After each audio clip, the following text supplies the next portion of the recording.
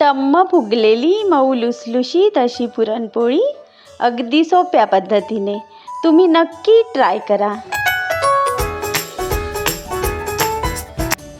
पुरणपोळीसाठी इथे 1 वाटी चणा डाळ घेतली आहे. डाळ स्वच्छ धुवून त्यात 1.5 वाटी पाणी आणि चिमूटभर हळद टाकून कुकरमध्ये 5 ते 6 शिट्ट्या करून घ्यायच्या. आता पुरणपोळीसाठी पीठ मळून घेऊ. त्यासाठी 1.5 मोठी वाटी गव्हाचे पीठ म्हणजे कणिक, 1 वाटी मैदा, थोडं मीठ, थोडी हळद टाकून मळून घ्यायचं आहे. कणिक खूप घट्ट भिजवायची नाही, थोडी नरमच ठेवायची.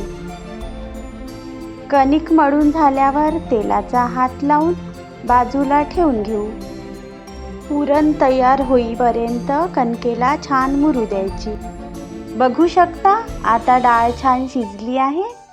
डाळीतलं पाणी निथळायला डाळ चाळणीत टाकून घेऊ. बघा पाणी पूर्णपणे निथळला गेला आहे. डाळीला आता जाड बुडाच्या भांड्यात टाकून चमच्याने बारीक करून घेऊ. आता डाळीचं पुरण झालं आहे.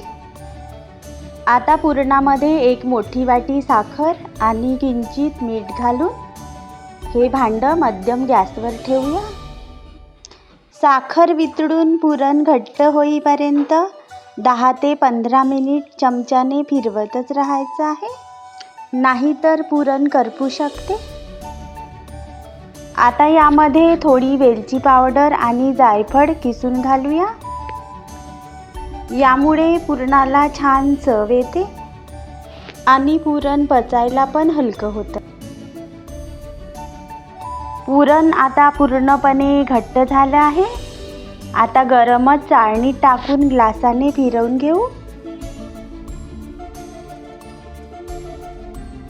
बघू शकता पुरण किती छान नरम झालं आहे. कणकेचा छोटा गोळा घेऊन त्याची खोलगट वाटी करून घ्यायची.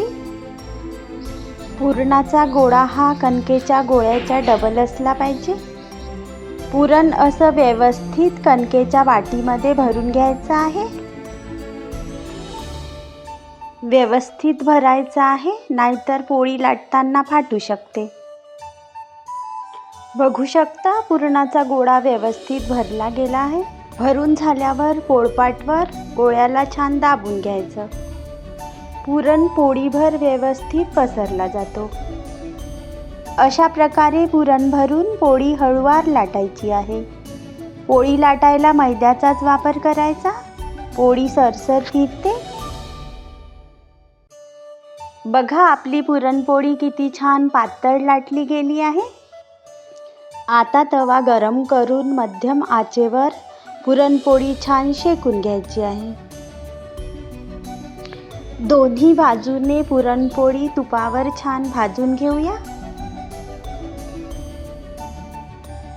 बघू शकता आपल्या पुरणपोळ्या किती मस्त झाल्या आहे.